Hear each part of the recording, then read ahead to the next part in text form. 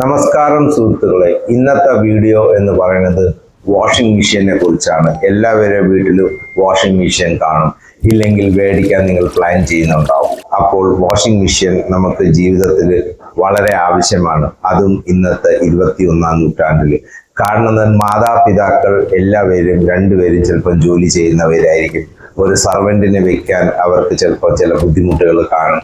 അപ്പോൾ ആ സിറ്റുവേഷനിൽ നമുക്ക് വാഷിംഗ് മെഷീൻ എന്ന് പറയുന്ന വെറും ഒരു മെഷീൻ മാത്രമല്ല, അതൊരു ടൈം സേവിങ്, ഒരു ടൈം മാനേജ്മെന്റിന്റെ ഒരു പാർട്ടും കൂടെയാണ്. വ്യക്തമായി പറഞ്ഞാൽ അത് നമുക്ക് വളരെ ഉപയോഗപ്രദമാണ്. അപ്പോൾ നമ്മളിവിടെ ചിന്തിക്കേണ്ട പല കാര്യങ്ങൾ ഇവിടെ ഞാൻ നിങ്ങൾക്ക് പറഞ്ഞു തരികയാണ്. വാഷിംഗ് മെഷീൻ മേടിക്കുന്ന മുന്നും പിന്നെ അത് മേടിച്ചതിന് ശേഷവും നമ്മൾ അതിനെ എങ്ങനെ മെയിൻ്റെനൻസ് ചെയ്യണം. അപ്പോൾ ഞാൻ ഇതിന്റെ വീഡിയോയിലേക്ക് കടക്കുകയാണ്.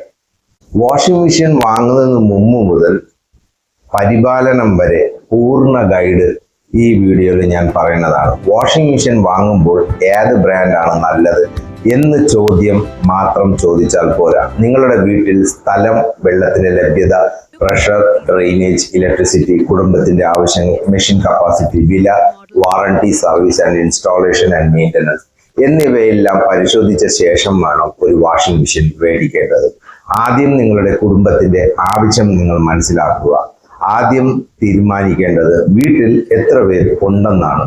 ആഴ്ചയിൽ എത്ര തവണ വസ്ത്രം കഴുകുന്നു, ദിവസവും വസ്ത്രങ്ങൾ കഴുകാറുണ്ടോ, അതേപോലെ ബെഡ്ഷീറ്റ് എത്ര തവണ കഴുകുന്നു, ടവൽ, കർട്ടൻസ്, ബ്ലാങ്കറ്റ്സ് തുടങ്ങിയവ കഴുകാറുണ്ടോ, അതും ടൈം ഇന്റർവെൽ എത്രയാണ്, കുട്ടികളുടെ സ്കൂൾ യൂണിഫോം കൂടുതലാണോ, ഹെവി ക്ലോത്ത്സ് ഉണ്ടോ, വേഗത്തിൽ വാഷിംഗ് ചെയ്യേണ്ട നിങ്ങൾക്ക് സാഹചര്യങ്ങൾ ഉണ്ടാവാറുണ്ടോ, ഇത് ഒക്കെ നമ്മൾ ആദ്യമേ പരിശോധിച്ചിട്ട് വേണം പോവാൻ. ഒരു എക്സാമ്പിളിൽ നമുക്ക് നോക്കാം. ന്യൂക്ലിയർ ഫാമിലിനെ ആദ്യം എടുക്കാം. 4 അംഗമുള്ള ഒരു കുടുംബമാണെങ്കിൽ 2 മുതിർന്നവരും 2 കുട്ടികളും കാണും. ദിവസവും വസ്ത്രങ്ങൾ, ആഴ്ചയിൽ ബെഡ്ഷീറ്റ്, ടവൽസ്, സ്കൂൾ യൂണിഫോംസ്, പിന്നെ ഇങ്ങനെയുള്ള വീട്ടിൽ നമുക്ക് ചിന്തിക്കേണ്ടത് എത്ര ലിറ്റർ കിലോഗ്രാം വേണം. അതിൽ 7 തൊട്ട് 9 കിലോഗ്രാം റേഞ്ചിലുള്ളത് വേണം നമ്മൾ പരിഗണിക്കാൻ. അതേസമയം 1 തൊട്ട് 2 മാത്രമുള്ള വീടാണെങ്കിൽ അവിടെ 6 തൊട്ട് 7 കിലോഗ്രാം മതിയാവും.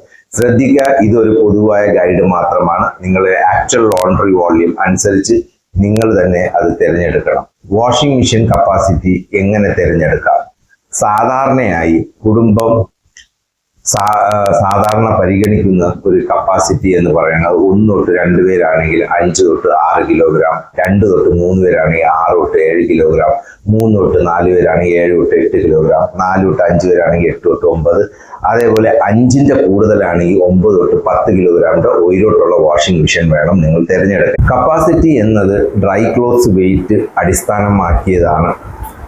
ഞാനിവിടെ ഉദാഹരണമായിട്ട് 8 കിലോ മെഷീൻ ഉണ്ടെന്ന് നിങ്ങൾ കരുതുക. നിങ്ങളുടെ ഒരു വാഷിംഗ് ലോഡ് എന്ന് പറയുന്നത് ഒരു എക്സാമ്പിളാണ്. ഇത് മാറാം. ഷർട്ട് 5, പാൻറ് 3, കുട്ടികളുടെ തുണികൾ, ടവൽസ് എല്ലാം ചേർന്ന് ഏകദേശം 5 കിലോ ആണെങ്കിൽ നിങ്ങൾ കരുതുക. 8 കിലോ മെഷീൻ ആയതുകൊണ്ട് 8 കിലോഗ്രാം വരെ നിർബന്ധമായി നിറയ്ക്കേണ്ടതില്ല. വളരെ ചെറിയ വാഷിംഗ് മെഷീൻ വാങ്ങിയാൽ മതി. 5 അംഗം കുടുംബം 5 കിലോ വാഷിംഗ് മെഷീൻ വാങ്ങുന്നു. അപ്പോൾ നമ്മൾ Monday clothes, Tuesday remaining clothes, Wednesday towels, Thursday uniform, Friday bedsheet. Machine കൂടുതൽ തവണ ഓട്ടിക്കേണ്ടി വരും. വളരെ വലിയ മെഷീൻ വാങ്ങിയാൽ എന്താണ് നടക്കുക? ഒരാൾ മാത്രം താമസിക്കുന്ന വീട്ടിൽ 10 കിലോഗ്രാം മെഷീൻ വാങ്ങേണ്ടത് ആവശ്യം പലപ്പോഴും ഉണ്ടാകില്ല. വലിയ മെഷീൻ വലിയ വില നമ്മൾ കൊടുക്കേണ്ടി വരും. സ്ഥലം കൂടുതൽ എടുക്കും. ആവശ്യത്തിന് മേലുള്ള കപ്പാസിറ്റി അതായിരിക്കും. അപ്പോൾ ടോപ്പ് ലോഡ് ആണോ അതോ ഫ്രണ്ട് ലോഡ് ആണോ അടുത്ത ചോദ്യം. ഇതാണ് അടുത്ത പ്രധാന തീരുമാനം. ടോപ്പ് ലോഡ് നമ്മൾ എടുക്കുന്നതെങ്കിൽ അതിൻ്റെ മുകളിൽ നിന്ന് ക്ലോത്ത്സ് ഇടാൻ നമുക്ക് എളുപ്പമായിരിക്കും. അതിൻ്റെ ഗുണവശങ്ങൾ നമ്മൾ നോക്കുമ്പോഴത്തേക്ക് ക്ലോത്ത്സ് ഇടാനും എടുക്കാനും എളുപ്പമാണ്. അധികം കുനിയേണ്ടതില്ല. പല മോഡലുകളും ഉപയോഗിക്കാൻ ലളിതവും സിമ്പിളുമാണ്.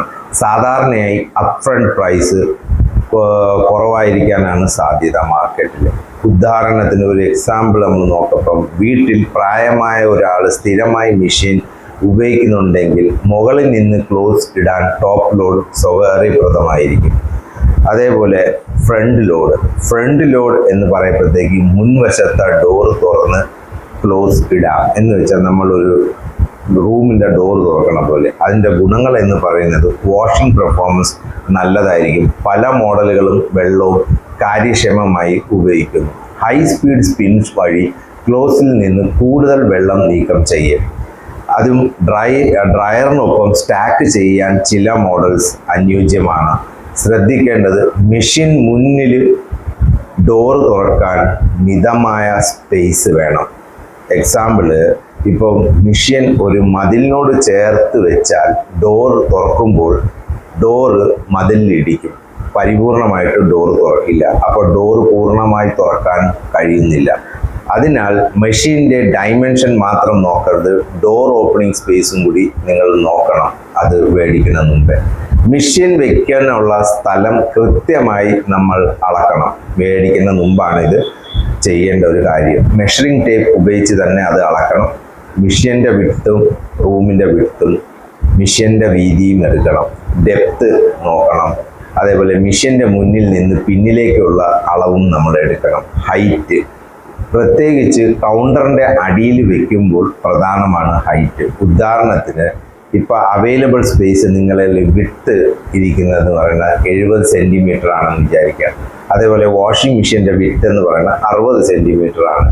നോക്കുമ്പോൾ പ്രശ്നമില്ലാന്ന് നിങ്ങൾക്ക് തോന്നും. പക്ഷേ പിന്നിൽ വാട്ടർ ഇൻലെറ്റ് പൈപ്പ്, ഡ്രെയിനേജ് ഹോസ്, അതേപോലെ പവർ കണക്ഷൻ, ഇവയെല്ലാത്തിനും കൃത്യമായി നമ്മൾ സ്പേസ് അളവെടുത്തിരിക്കണം എല്ലാവരും. അതുകൊണ്ട് വാഷിംഗ് മെഷീൻ ബോഡി മാത്രം ഫിറ്റ് ചെയ്യുന്നതല്ല, ഇൻസ്റ്റാളേഷൻ സ്പേസും കൂടി നമ്മൾ കണക്കിലെടുക്കണം.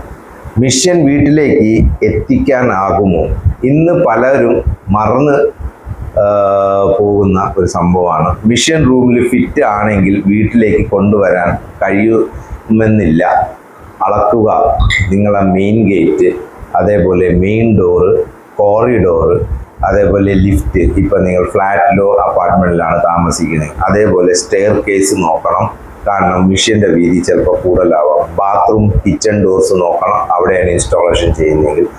മെഷീൻ വെക്കുന്ന സ്ഥലത്തിൻ്റെ കറക്റ്റ് അളവ് നമ്മൾ എടുത്തിരിക്കണം. ഉദാഹരണത്തിന് മെഷീൻ്റെ വിഡ്ത്ത് 65 സെൻറ്റിമീറ്റർ, പക്ഷേ വീട്ടിൻ്റെ ഡോറിൻ്റെ യൂസബിൾ ഓപ്പണിംഗ് 61 സെൻറ്റിമീറ്ററേ ഉള്ളൂ. മെഷീൻ റൂമിൻ്റെ ഫിറ്റിംഗ് ആണെങ്കിലും വീട്ടിനകത്ത് കയറില്ല. അപ്പം നമ്മൾ കുടുങ്ങും. അപ്പോൾ അടുത്ത നമുക്ക് സർവീസ് സ്പേസ് മറക്കരുത്. മെഷീൻ 2 ക്യാബിനറ്റുകളുടെ ഇടയിൽ കൃത്യമായി ഫിറ്റ് ചെയ്താൽ കാണാൻ നല്ലതാണ്. പക്ഷേ 2 വർഷം കഴിഞ്ഞ് ടെക്നീഷ്യൻ വരുമ്പോൾ മെഷീൻ്റെ പിന്നിൽ നിന്ന് തുറക്കണം. പിന്നിൽ സ്പേസ് ഇല്ല, അപ്പോൾ ക്യാബിനറ്റ് മാറ്റേണ്ടി വരും. അതിനാൽ നിങ്ങൾ പിന്നിൽ സ്പേസ് വിടണം. അതേപോലെ pipe connection, electric connection, cleaning, ടെക്നീഷ്യൻ്റെ ആക്സസ്, അതിന് മെയിൻ്റനൻസ് ചെയ്യാൻ പോകാൻ ഉള്ളത്, അതേപോലെ ഫ്യൂച്ചർ റിപ്പയർ എന്നിവയ്ക്ക് ആവശ്യമായ ക്ലിയറൻസ് നമ്മൾ സ്പേസ് അവിടെ ഇട്ടിരിക്കണം. അടുത്തത് വാട്ടർ സപ്ലൈ നമ്മൾ കൃത്യമായി പരിശോധിക്കുക. വാഷിംഗ് മെഷീന് വെള്ളം വേണം, പക്ഷേ ടാപ്പിൽ വെള്ളം വരുന്നുണ്ടോ എന്നത് മാത്രം മതിയാകില്ല. പരിശോധിക്കുക. ആദ്യമേ നമ്മൾ വാട്ടർ പ്രഷർ പരിശോധിക്കണം. പ്രത്യേകിച്ച് നമ്മൾ ഫുള്ളി ഓട്ടോമാറ്റിക് വാഷിംഗ് മെഷീൻ മേടിക്കുമ്പോൾ ടാപ്പ് പൊസിഷൻ നോക്കണം, വാട്ടർ അവൈലബിലിറ്റി നോക്കണം, ഇൻലെറ്റ് കണക്ഷൻ നോക്കണം, പൈപ്പിൻ്റെ കണ്ടീഷൻ നോക്കണം. ഇതെല്ലാം നമുക്കൊരു fully automatic washing machine installation ചെയ്യുന്നതിന് മുമ്പേ തന്നെ മനസ്സിലാക്കിയിരിക്കണം. വാട്ടർ പ്രഷർ എന്തുകൊണ്ടാണ് പ്രധാനം എന്ന് ഞാൻ പറഞ്ഞു വരുന്നത്, മെഷീന് ആവശ്യമായ മിനിമം ഇൻലെറ്റ് പ്രഷർ ഓരോ മോഡലിന് വ്യത്യസ്തമായിരിക്കും. ഉദാഹരണത്തിന് ടാപ്പ് തുറക്കുമ്പോൾ വെള്ളം വളരെ പതുക്കെയാണ് വരുന്നത്. നമുക്ക് തോന്നും വെള്ളം വരുന്നുണ്ടല്ലോ, നമുക്കത് പ്രശ്നമില്ല. പക്ഷേ മെഷീനിന് സൈക്കിളിൻ്റെ സമയത്ത് ആവശ്യമായ വേഗത്തിൽ വാട്ടർ ഫില്ല് ചെയ്യാൻ കഴിയാതെ വന്നാൽ വാഷിംഗ് ടൈം കൂടാം. വാട്ടർ ഇൻലെറ്റ് എറർ നിങ്ങളുടെ ഡിസ്പ്ലേയിൽ കാണിക്കാം. സൈക്കിൾ നിൽക്കാം അവിടെ.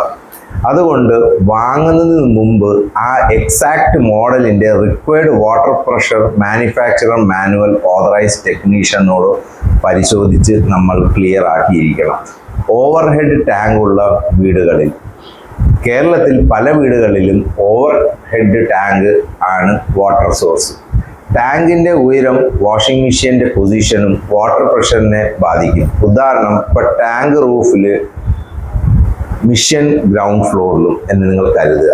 ഹൈറ്റ് ഡിഫറൻസ് കൂടുതലാണ്. സാധാരണയായി പ്രഷർ മെച്ചമായിരിക്കും. പക്ഷേ മിഷൻ ടാങ്കിനോട് വളരെ അടുത്തുള്ള താഴ്ന്ന പ്രഷർ സോണിൽ ആണെങ്കിൽ ഫ്ലോ കുറയാം. പ്രഷർ പ്രശ്നമുണ്ടെങ്കിൽ ഓതറൈസ്ഡ് ടെക്നീഷ്യനെ പ്ലംബറിനോട് പരിശോധിച്ച ശേഷം മാത്രമേ ബൂസ്റ്റർ അറേഞ്ച്മെൻറ്റ് പോലുള്ള പരിഹാരങ്ങൾ ചെയ്യാവൂ. ഇത് ഞാൻ ചെയ്തിട്ടുള്ളതാണ്, അതുകൊണ്ടാണ് എനിക്ക് അറിയുന്നത്. വെള്ളത്തിൻ്റെ ക്വാളിറ്റി നിങ്ങൾ പരിശോധിക്കണം. വെള്ളം മുനിസിപ്പാലിറ്റി വാട്ടർ ആണോ അതോ ബോർവെൽ വാട്ടർ ആണോ, ഹാർഡ് വാട്ടർ ആണോ, ഹൈ മിനറൽ കണ്ടൻറ്റ്, സെഡിമെൻ്റ് ഉള്ള വെള്ളം, റസ്റ്റ് ഉള്ള വെള്ളം, അതേപോലെ നമുക്ക് നോക്കണം. ഇത് പല കാര്യങ്ങൾ നോക്കണം. അപ്പോൾ ഹാർഡ് വാട്ടർ, ഇപ്പം ഞാനൊരു എക്സാമ്പിളിന് എടുക്കാം. അപ്പോൾ ഹാർഡ് വാട്ടറിൽ മിനറൽ ഡിപ്പോസിറ്റ് കൂടുതലാണെങ്കിൽ കാലക്രമേണ സ്കെയിലിംഗ്, റെസിഡ്യൂ, ഹീറ്റിംഗ് എഫിഷ്യൻസി കുറയ്ക്കാൻ പ്രശ്നമുണ്ടാവും. പോലുള്ള ഈ പ്രശ്നങ്ങൾ വാഷിംഗ് മെഷീനിൽ നിങ്ങൾക്ക് കാണാം. നിങ്ങളുടെ വാട്ടർ കണ്ടീഷൻ അനുസരിച്ച് മാനുഫാക്ചറർ നിർദ്ദേശിക്കുന്ന ക്ലീനിങ്, ഡീസ്കെയിലിംഗ് ഷെഡ്യൂൾ പാലിക്കുക. അതേപോലെ ഡ്രെയിനേജ് പരിശോധിക്കുക. ഡ്രെയിനേജ് ഒരു വളരെ ഇമ്പോർട്ടൻ്റ് ഘടകമാണ് വാഷിംഗ് മെഷീൻ മെയിൻ്റനൻസ്. വെള്ളം മെഷീനിലേക്ക് വരുന്ന പോലെ തന്നെയാണ് വേസ്റ്റ് വാട്ടർ ശരിയായി പുറത്തു പോകണം. ക്രമം മെഷീൻ, ഡ്രെയിൻ ഹോസ്, ഡ്രെയിൻ പൈപ്പ്, ഇത് മൂന്നാണ് ഇതിൻ്റെ മെയിൻ ലിങ്ക്. എക്സാമ്പിൾ നോക്കിയാൽ മെഷീൻ ബാൽക്കണിയിലാണ് നിങ്ങൾ വെച്ചിരിക്കുന്നത് കരുതുക. ഡ്രെയിൻ 2 മീറ്റർ അകലെയാണ്. ഡ്രെയിൻ ഹോസ് എങ്ങനെയാണെങ്കിലും നീട്ടി ഡ്രെയിനിൽ ഇടും. ഹോസ് പുറത്തേക്ക് വീഴാം, ലീക്കേജ് ഉണ്ടാകാം, ഡ്രെയിൻ വാട്ടർ തിരികെ വരാം, ഡ്രെയിനേജ് എറർ ഉണ്ടാകും. അത് നിങ്ങളെ വാഷിംഗ് മെഷീൻ്റെ ഡിസ്പ്ലേയിൽ കാണിക്കും. അതുകൊണ്ട് മാനുഫാക്ചർ നിർദ്ദേശിക്കുന്ന രീതിയിലുള്ള ഡ്രെയിൻ ഹോസ് സ്ഥാപിച്ച് സെക്യൂർ ചെയ്യണം. അതേപോലെ ഡ്രെയിൻ ഹോസ് ഹൈറ്റ് ശ്രദ്ധിക്കുക. ഡ്രെയിൻ ഹോസ് എത്ര ഉയരത്തിൽ സ്ഥാപിക്കണം എന്നത് മോഡലിന് അനുസരിച്ച് വ്യത്യസ്തമായി ആയിരിക്കാം, അത് വ്യത്യസ്തപ്പെടാം. അതിനാൽ ഡ്രെയിൻ പൈപ്പ് ഉയരത്തിൽ വെച്ചാൽ നല്ലതല്ല. അപ്പോൾ എന്ന് സ്വയം നമ്മൾ ഇത് തീരുമാനിക്കരുത്. ഡ്രെയിൻ ഹോസ് ഉയരത്തിൽ വെച്ചാൽ മാനുവലിൽ നൽകിയിരിക്കുന്ന ഇൻസ്റ്റാളേഷൻ ലിമിറ്റ് നമ്മൾ പാലിച്ചിരിക്കണം കൃത്യമായിട്ട്. ഇലക്ട്രിസിറ്റി നമ്മൾ അടുത്തതിലേക്ക് പരിശോധിക്കാം. വാഷിംഗ് മെഷീൻ ഒരു ഇലക്ട്രിക് അപ്ലയൻസ് ആണ്. പ്രത്യേകിച്ച് ഹീറ്ററുള്ള മോഡൽസ് ഇലക്ട്രിക് ലോഡ്. അപ്പോൾ നമുക്കിവിടെ പരിശോധിക്കേണ്ടത് proper socket, earthing, wiring, MCB, അതേപോലെ RCCB, RCD ആവശ്യകത, പ്ലഗ് കണ്ടീഷൻ നോക്കണം, വോൾട്ടേജ് കമ്പാറ്റിബിലിറ്റി നോക്കണം. ഇപ്പോൾ ഒരു എക്സാമ്പിൾ പറയുമ്പോഴത്തേക്ക് പഴയ ലൂസ് സോക്കറ്റിൽ മെഷീൻ കണക്ട് ചെയ്ത് മെഷീൻ ഓടുമ്പോൾ സോക്കറ്റ് ചൂടാകുന്നു. ഇത് മെഷീൻ്റെ ഫോൾട്ട് ആവണമെന്നില്ല. ഇലക്ട്രിക്കൽ ഇൻസ്റ്റാളേഷൻ്റെ പ്രശ്നവുമായിരിക്കാം അത്. പിന്നെ ചീപ്പ് എക്സ്റ്റൻഷൻ ബോർഡ് ഒരിക്കലും നിങ്ങൾ ഉപയോഗിക്കരുത് ഫുള്ളി ഓട്ടോമാറ്റിക് മെഷീൻസിൽ. എനിക്ക് പറ്റിയതുണ്ട് കാര്യങ്ങൾ. മെഷീൻ സോക്കറ്റ് അകലെയാണെന്ന് കരുതി 200 രൂപ എക്സ്റ്റൻഷൻ ബോർഡ് വാങ്ങി ചെയ്ത് കണക്ഷൻ കൊടുക്കുന്നത് അത് നല്ല ഒരു പ്രവണതയല്ല. Properly installed suitably rated socket ഉപയോഗിക്കാം. എക്സിസ്റ്റിംഗ് ഇലക്ട്രിക്കൽ പോയിന്റ് ശരിയല്ലെങ്കിൽ ക്വാളിഫൈഡ് ഇലക്ട്രീഷ്യനെ വിളിച്ച് അത് ശരിയാക്കിയിരിക്കണം നിങ്ങൾ. പ്ലംബിംഗ് വർക്ക് മുൻകൂട്ടി നിങ്ങൾ നോക്കണം. കാരണം വാഷിംഗ് മെഷീൻ മേടിക്കുന്നതിന് മുമ്പേ തന്നെ. മെഷീൻ വാങ്ങുന്നതിന് മുമ്പ് ചില വീടുകളിൽ ഇപ്പോൾ നമ്മൾ new tap, water connection, drainage connection, plumbing modification ഒക്കെ ആവശ്യമായിട്ട് വന്നേക്കാം. അപ്പോൾ ഒരു എക്സാമ്പിൾ ഇപ്പോൾ നമ്മൾ ഉദാഹരണം ഞാൻ പറയാം. ബാത്റൂമിൽ ഒരു ടാപ്പ് മാത്രമുള്ള ഒരു ബാത്റൂം, അത് വാഷിംഗ് മെഷീനും ബാത്റൂം ഉപയോഗിക്കുന്നതിനും വേണം. അപ്പോൾ ശരിയായ വാഷിംഗ് മെഷീൻ ഇൻലെറ്റ് കണക്ഷൻ സ്ഥാപിക്കേണ്ടി വരും. അപ്പോൾ കറക്റ്റായ ഒരു വാഷിംഗ് മെഷീൻ്റെ ടാപ്പ് കറക്റ്റ് ആയിരിക്കണം. മെഷീൻ പ്രൈസ് മാത്രം നിങ്ങൾ അടുത്തത് നോക്കരുത്. മെഷീൻ നല്ല ക്വാളിറ്റിയുടെ മെഷീൻ തന്നെ എടുക്കണം. അതേപോലെ മെഷീൻ ഇപ്പോൾ ഒരു എക്സാമ്പിൾ 25,000 രൂപയുടെ മെഷീൻ, പക്ഷെ പിന്നീട് അതിൻ്റെ സ്റ്റാൻഡ് 1500, അഡീഷണൽ ഹോസ് 600, പ്ലംബിംഗ് 1000, ഇലക്ട്രിക്കൽ വർക്ക് 1500. ഇതെല്ലാം കൂടെ ഒരു എമൗണ്ടാണ് നമ്മൾ കൊടുക്കേണ്ടത് ഒരു ഫുള്ളി ഓട്ടോമാറ്റിക് വാഷിംഗ് മെഷീന്. അത് ഇപ്പോൾ ടോട്ടൽ 29,600 രൂപയായി. ടോട്ടൽ പർച്ചേസ്ഡ് എന്ന് പറയുന്നത് machine plus necessary installation plus necessary accessories എന്ന് നമ്മൾ കണക്കാക്കുക. എല്ലാ ആക്സസറീസും നിർബന്ധമാണെന്ന് കരുതരുത്.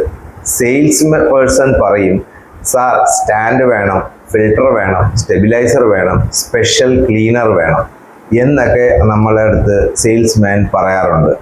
അപ്പോൾ നിങ്ങൾ ചോദിക്കേണ്ടത്, ഇത് മാനുഫാക്ചർ നിർബന്ധമാക്കിയതാണോ, വാറണ്ടി കണ്ടീഷൻ ആണോ, അതോ അത് ഓപ്ഷണൽ റെക്കമെൻഡേഷൻ ആണോ മാനുഫാക്ചറിൻ്റെ? ഇത് വളരെ പ്രധാനമാണ്. ഇത് നിങ്ങൾ സെയിൽസ്മാൻ്റെ അടുത്ത് കൃത്യമായിട്ട് ചോദിച്ച് മനസ്സിലാക്കണം.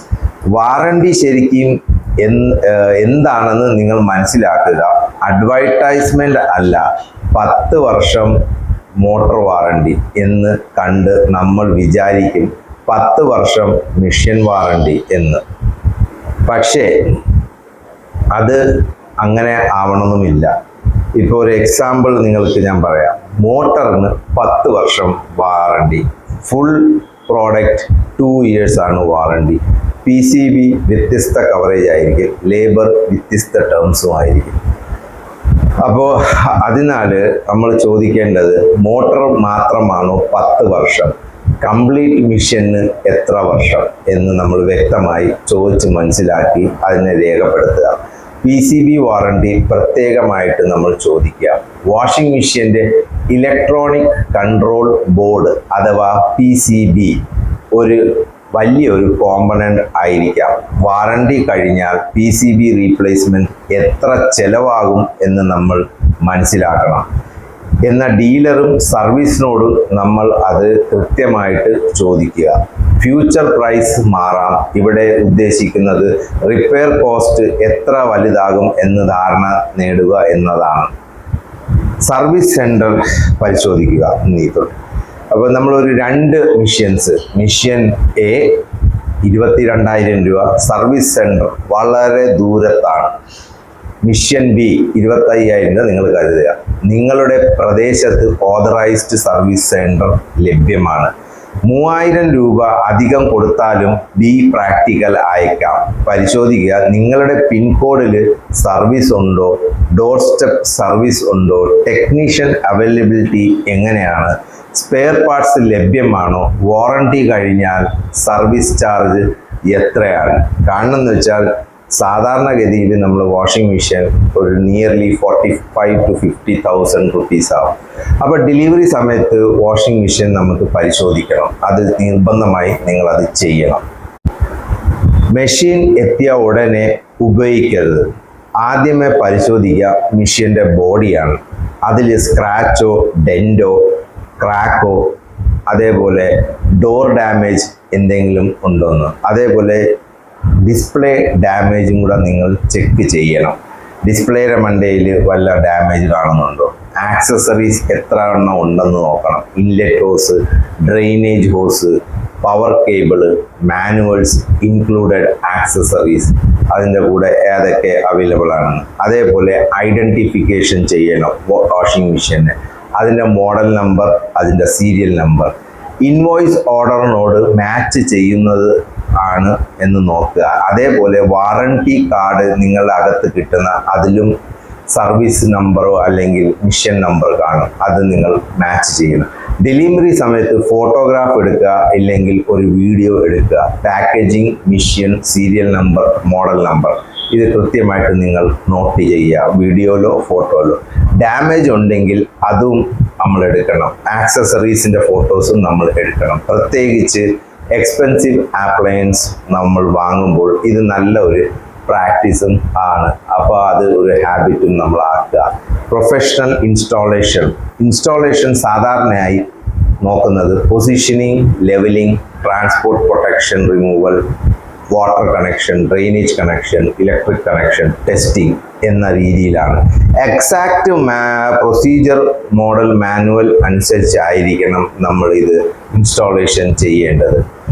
ലെവലിംഗ് വളരെ പ്രധാനമാണ്. മെഷീൻ ഒരു ചെറിയ ആംഗിളിൽ ഇരുന്നാലും സ്പിൻ സമയത്ത് വൈബ്രേഷൻ കൂടാം.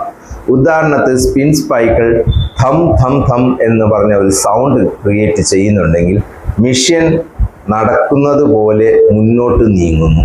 കാരണം uneven floor, machine not level, unbalanced load ആവാം, ഇൻസ്റ്റാളേഷൻ ഇഷ്യൂ വരാം.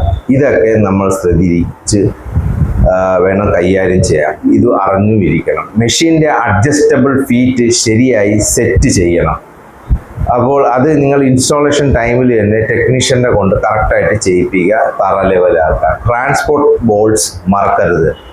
ഈ ഓട്ടോമാറ്റിക് വാഷിംഗ് മെഷീനിൽ എപ്പോഴും ഒരു ട്രാൻസ്പോർട്ട് ചെയ്യാനുള്ള ഒരു ബോൾട്ട് അവർ തന്നിരിക്കും.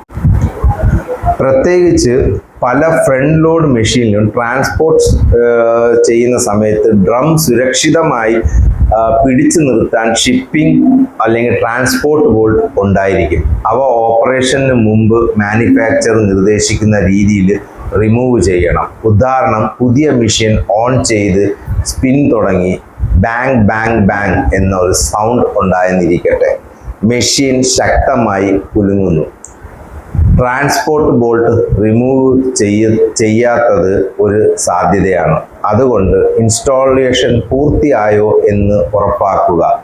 അതേപോലെ ട്രാൻസ്പോർട്ടേഷൻ ബോൾട്ട് വീണ്ടും സർവീസിലേക്ക് അത് കൊണ്ടുപോകുന്ന ഒരു അവസ്ഥ വരപ്പോൾ ഈ ട്രാൻസ്പോർട്ടേഷൻ ബോൾട്ട് വളരെ ആവശ്യമാണ്. അതുകൊണ്ട് ഇത് കൃത്യമായിട്ട് നിങ്ങൾ അത് സൂക്ഷിക്കുക. പിന്നെ അത് എവിടെയെങ്കിലും ഓർത്ത് വെച്ച് നമ്മൾ വെച്ചേക്കണം. ഫസ്റ്റ് വാഷ് ചെയ്യുന്നതിന് മുമ്പ് ടെസ്റ്റ് ചെയ്യുക. ആദ്യം മാനുഫാക്ചർ നിർദ്ദേശിക്കുന്ന ഇനിഷ്യൽ സെറ്റപ്പ് അല്ലെങ്കിൽ ടെസ്റ്റ് സൈക്കിൾ നടത്തുക. Example, water inlet, drainage, leakage, spinnage, noise, vibration, പിന്നെ എറർ കോഡ് കാണിക്കുന്നുണ്ടോ ഏതെങ്കിലും ഒരു വിഷയത്തിൽ, അതേപോലെ ഡോർ ലോക്ക് കറക്റ്റ് ലോക്ക് ആവുന്നുണ്ടോന്ന്. എല്ലാം ശരിയാണെങ്കിൽ നോർമൽ വാഷിംഗ് നിങ്ങൾക്ക് ആരംഭിക്കാം. അടുത്തത്, എല്ലാ ക്ലോത്ത്സും ഒരുമിച്ച് ഇടരുത്. ഫോർ എക്സാമ്പിളിന് ജീൻസ്, അതുപോലെ towels, bedsheets, uniform clothes, delicate shirts, പിന്നെ കുട്ടികളുടെ തുണികൾ, ഇതേപോലെ കുറേ തുണികൾ കാണും. അപ്പോൾ എല്ലാം ഒരുമിച്ച് ഇടുന്നത് എപ്പോഴും നല്ലതല്ല. Fabric, colour, weight, care label എന്നിവ അനുസരിച്ച് ലോണ്ട്രി വേർതിരിക്കുക നിങ്ങൾ. അത് വളരെ ഇമ്പോർട്ടൻ്റ് ആണ്. പോക്കറ്റ്സ് പരിശോധിക്കുക. വാഷിംഗ് മെഷീനിൽ പോകുന്നതിന് മുമ്പ് നിങ്ങളുടെ പാൻറ്റിൻ്റെയോ ഷർട്ടിൻ്റെ പോക്കറ്റ് പരിശോധിക്കുക. അകത്ത് ഉണ്ടാകാം കോയിൻസ്, കീസ്, പെൻ, അതേപോലെ ടിഷ്യൂ അല്ലെങ്കിൽ സ്ക്രൂ ഡ്രൈവറോ ഹെയർ ക്ലിപ്സ്, പെൻസിൽസ് അല്ലെങ്കിൽ colour sketch pens, small objects, screws, ഇവയെല്ലാം നമ്മൾ കൃത്യമായിട്ട് റിമൂവ് ചെയ്യണം. ഇവ ഡ്രമ്മിലോ പമ്പിലോ ഹോസിലോ എന്നിവയ്ക്ക് ഡാമേജ് ഉണ്ടാക്കാൻ വളരെ കൂടുതൽ സാധ്യതയാണ് ഫുള്ളി ഓട്ടോമാറ്റിക് മെഷീനിൽ. ഓവർലോഡ് ചെയ്യരുത്. 8 കിലോഗ്രാം മെഷീൻ ആണെന്ന് പറഞ്ഞ് നമ്മൾ ഇപ്പോൾ ഒരു എക്സാമ്പിൾ എടുത്താൽ ഡ്രമ്മ് മുഴുവൻ നിറയ്ക്കാം എന്ന് കരുതരുത് നിങ്ങൾ. ക്ലോത്ത്സിനും ഡ്രമ്മിനും മൂവ് ചെയ്യാൻ സ്പേസ് വേണം. ഓവർലോഡിങ് ചെയ്താൽ ക്ലീനിങ് കുറയും, റിൻസിങ് മോശമാവും, അതേപോലെ സ്പിന്നിങ്ങും ഇംബാലൻസ് ഉണ്ടാവും, വൈബ്രേഷൻ കൂടാനുള്ള ചാൻസ് വളരെ കൂടുതലാണ്. മെക്കാനിക്കൽ സ്ട്രെസ് വരാം, മോട്ടറിന് അതിൻ്റെ ബെൽറ്റിനും സ്ട്രെസ് കൂടാം. അതെല്ലാം നമ്മൾ ശ്രദ്ധിക്കണം. അതേപോലെ ഇത് പ്രത്യേകിച്ച് ഫുള്ളി ഓട്ടോമാറ്റിക് മെഷീനിലാണ് സംഭവിക്കുക. ഡിറ്റർജൻറ്റ് ശരിയായ അളവിൽ ഉപയോഗിക്കുക. കൂടുതൽ ഡിറ്റർജൻറ്റ് കൂടുതൽ വൃത്തിയാവുമെന്ന് നിങ്ങൾ കരുതരുത് എന്നത് തെറ്റായ ഒരു ധാരണയാണ്. കൂടുതൽ ഡിറ്റർജൻറ്റ് ഉപയോഗിച്ചാൽ ഫോം കൂടുതലാകും, റെസിഡ്യൂ ഉണ്ടാകും. കാരണം ഇത് ചെന്ന് അടിയുന്നത് ഒരു ടിന്നുണ്ട്. അപ്പോൾ റിൻസിങ് പ്രശ്നമായേക്കാം, ബാഡ് സ്മെൽസ് വരാം. മെഷീൻ മാനുവൽ നിർദ്ദേശിക്കുന്ന ഡിറ്റർജൻറ്റ് ടൈപ്പ്, ഡോസേജ് എന്നിവ നമ്മൾ കറക്റ്റായിട്ട് ഉപയോഗിക്കുക.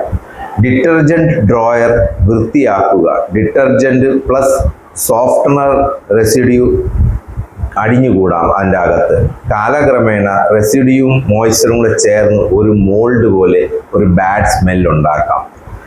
ഡ്രോയർ മാനുഫാക്ചറർ നിർദ്ദേശിക്കുന്ന രീതിയിൽ പുറത്തെടുത്ത് വൃത്തിയാക്കണം നമ്മൾ.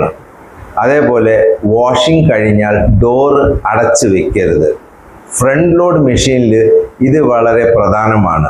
വാഷിംഗ് കഴിഞ്ഞ് ക്ലോസ് പുറത്തേക്ക് എടുക്കുക, ഡോറ് തുറന്നു വയ്ക്കുക, ഇൻറ്റീരിയർ ഡ്രയർ ആകാൻ അനുവദിക്കുക. ഡോർ ഉടനെ അടച്ചാൽ മോയ്സ്ചർ അകത്ത് കൂടാ. ഉദാഹരണം, രാത്രി 8 മണിക്ക് വാഷിംഗ് തീർന്നു, ക്ലോസ് എടുത്തു, ഡോർ അടച്ചു. ദിവസം ഇത് തന്നെ. കുറച്ച് ആഴ്ച കഴിയപ്പോഴത്തേക്ക് മെഷീൻ നിന്ന് ദുർഗന്ധം വരുന്നു. പിന്നെ അതിൻ്റെ അകത്ത് തുരുമ്പ് പിടിക്കാനുള്ള ചാൻസ് ഉണ്ട്. ഈ പ്രോബ്ലം ഞാൻ ഫേസ് ചെയ്തിട്ടുണ്ട്. മെഷീന് ഡിഫക്റ്റീവ് ആയിരിക്കണമെന്നുമില്ല, അകത്ത് മോയ്സ്ചർ ട്രാപ്പ് ആയിരിക്കാം. അത് PCB കോമ്പണൻസിനെ ബാധിച്ചെന്നും വരാം. റബ്ബർ ഡോർ സീൽ കൃത്യമായിട്ട് നമ്മൾ വൃത്തിയാക്കുക.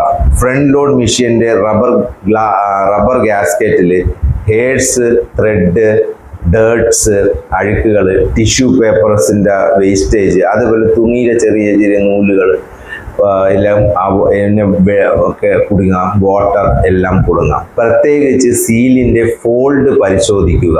അത് എപ്പോഴും നമ്മൾ നോക്കണം ക്ലിയർ ആയിട്ട്. ഡ്രെയിൻ ഫിൽട്ടർ വൃത്തിയാക്കുക. യൂസർ ക്ലീനബിൾ ഡ്രെയിൻ ഫിൽട്ടർ ഉള്ള മോഡലാണെങ്കിൽ മാനുവൽ അനുസരിച്ച് പീരിയോഡിക്കലി ക്ലീൻ ചെയ്യുക.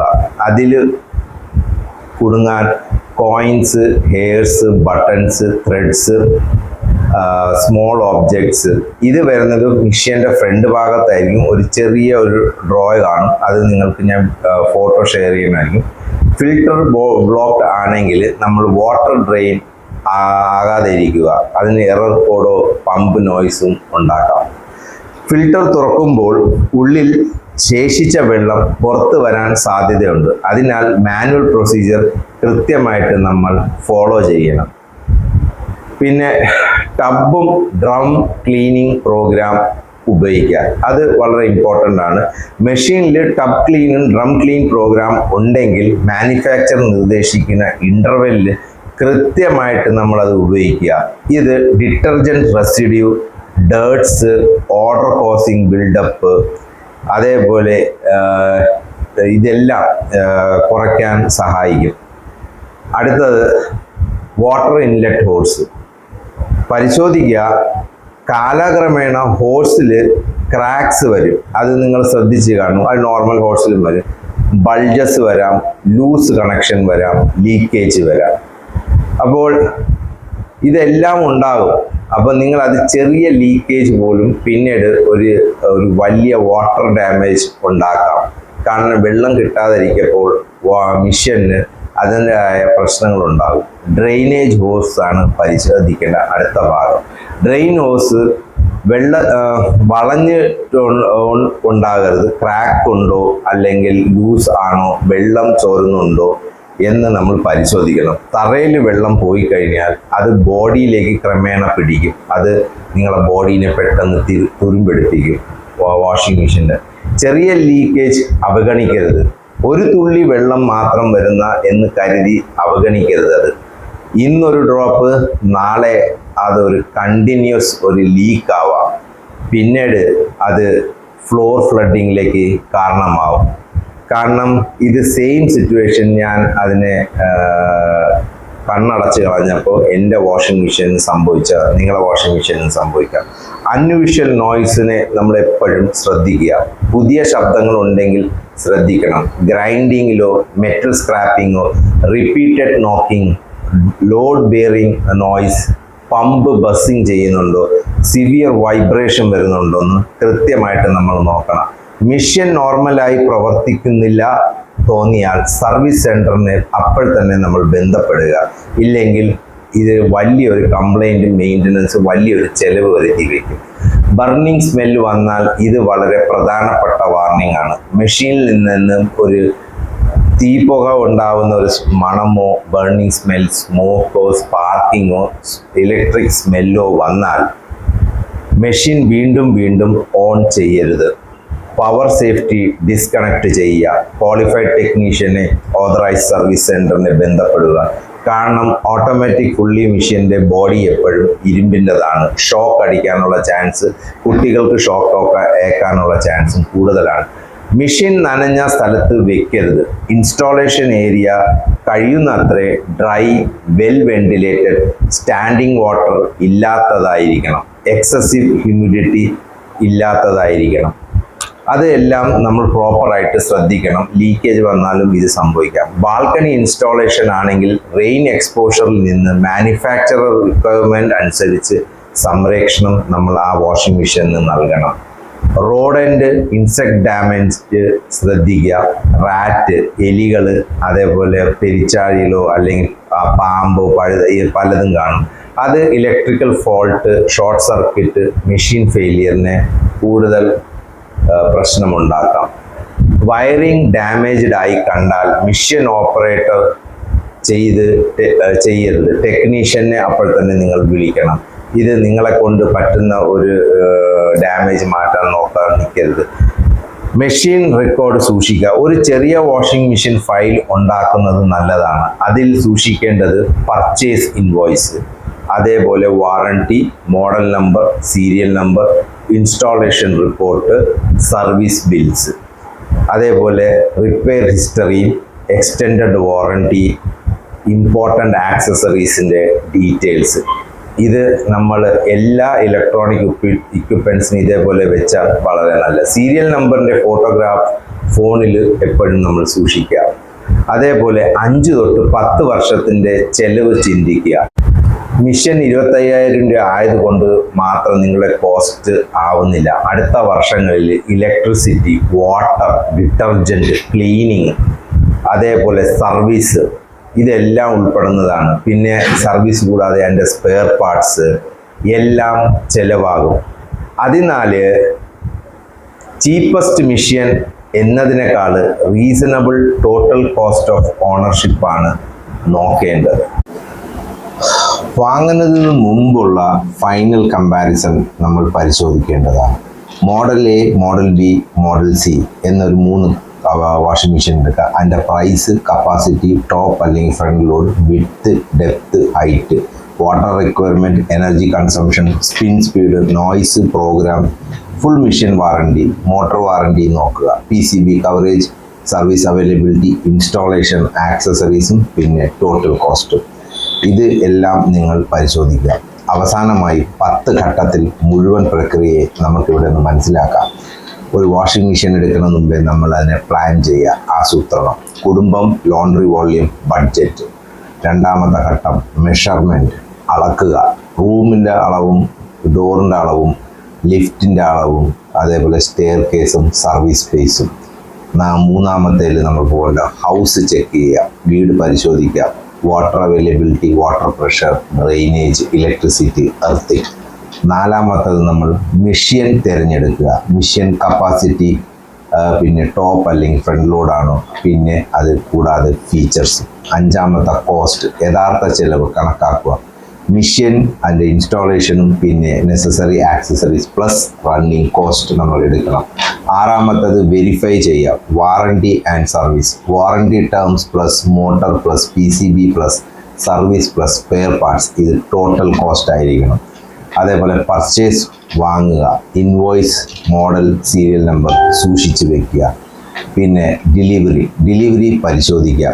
ഡാമേജ്, ആക്സസറീസ്, അതേപോലെ മോഡൽ ഏതാണെന്നും സീരിയൽ നമ്പർ എല്ലാം മാച്ച് ആയിരിക്കണം. ഇൻസ്റ്റാളേഷൻ നോക്കുക. 9ാമത്തേത് ശരിയായി സ്ഥാപിക്കുക. Levelling, transportation bolt, water, drain, electricity test നടത്തുക. മെയിൻ്റനൻസ്, പരിപാലിക്കുക വാഷിംഗ് മെഷീന്. Correct load plus detergent correct, ventilation, drum cleaning, filter, post inspection ഇതെല്ലാം നമ്മൾ കൃത്യമായിട്ട് ചെയ്യണം. ഓർമ്മിക്കേണ്ട ഏറ്റവും പ്രധാനപ്പെട്ട കാര്യം, വാഷിംഗ് മെഷീൻ ആദ്യം വാങ്ങി അതിനനുസരിച്ച് വീട് ക്രമീകരിക്കരുത്. പകരം വീട്, സ്ഥലം, വെള്ളം, water pressure, drainage, electricity, family requirement, capacity, machine, price, warranty, service, installation, maintenance, ഇങ്ങനെ വേണം നമ്മൾ ക്രമീകരിക്കാൻ. ഈ ക്രമത്തിൽ തീരുമാനിച്ചാൽ വാങ്ങുന്നതിന് മുമ്പുള്ള പ്ലാനിങ് മുതൽ മിഷ്യൻ വർഷങ്ങളോളം ഉപയോഗിക്കുന്നത് വരെ ഉള്ള പ്രധാന പ്രശ്നങ്ങളും ഭൂരിഭാഗം മുൻകൂട്ടി നമുക്ക് ഒഴിവാക്കാൻ പറ്റും. അപ്പോൾ വീഡിയോ നിങ്ങൾക്ക് ഇഷ്ടപ്പെട്ടെങ്കിൽ ലൈക്ക് ചെയ്യുക, ഷെയർ ചെയ്യുക, സബ്സ്ക്രൈബ് ചെയ്യുക, അതേപോലെ സപ്പോർട്ടും ചെയ്യുക. Thank you.